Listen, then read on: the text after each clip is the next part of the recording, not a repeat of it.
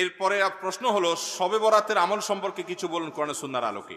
ভাইরা আমার, শবে বরাত অর্থাৎ মধ্য শাবানের যে রাত, লাইলাতুন নিসফে মিন শাবান, এই রাত সম্পর্কে বিভিন্ন হাদিস থেকে বোঝা যায় আল্লাহ রাব্বুল আলামিন মুশরিক, শিরকে লিপ্ত এবং হিংসুক, কারোর প্রতি হিংসা রাখে, এইরকম দুই ব্যক্তি ছাড়া বাকি যারা কারোর প্রতি হিংসা রাখে না, শিরকে লিপ্ত না, এই মানুষগুলোকে আল্লাহ তাআলা সাধারণ ক্ষমা ঘোষণা করেন। এবং এই রাতের ফজিলত সম্পর্কে অনেকগুলো হাদিস আছে। সেই হাদিসগুলোর বেশিরভাগের সনদের ব্যাপারে মুহাদ্দিসদের রেকমেন্ড হলো, মূল্যায়ন হলো যে সেগুলো দুর্বল, কিন্তু সবগুলো হাদিসকে একত্র করলে এই রাতের ফজিলত একেবারে অস্বীকার করার সুযোগ থাকে না। আবার আমরা এটাকে যেভাবে বছরের সবচেয়ে গুরুত্বপূর্ণ রাত বানিয়ে নিচ্ছি সেটাও সঠিক না, কারণ বছরের ইবাদতের জন্য সবচেয়ে ফজিলতপূর্ণ রাত কোনটা?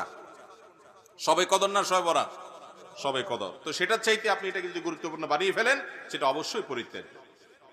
এরপরে প্রশ্ন হলো শাবান মাসের ফজিলত, করণীয় আমল, করণীয় হাদিসের আলোকে দয়া করে বলবেন। আর কয়েকদিন পরেই শাবান মাস শুরু হতে যাচ্ছে। শাবান মাস সম্পর্কে আমাদের অনেক মানুষই জানেন না যে শাবান মাসটা এমন একটা মাস যেই মাসে বান্দার আমল আল্লাহর কাছে সারা বছরের আমলের হিসাব দেওয়া হয়, জমা দেওয়া হয়। নবী করিম সাল্লাল্লাহু আলাইহি সাল্লাম শাবান মাসে সবচেয়ে বেশি নফল রোজা রাখতেন।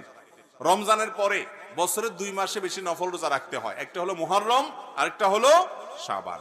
নবী করিম সাল্লাল্লাহু আলাইহি সাল্লাম সম্পর্কে আমাদের আয়েশা রাদিয়াল্লাহু আনহা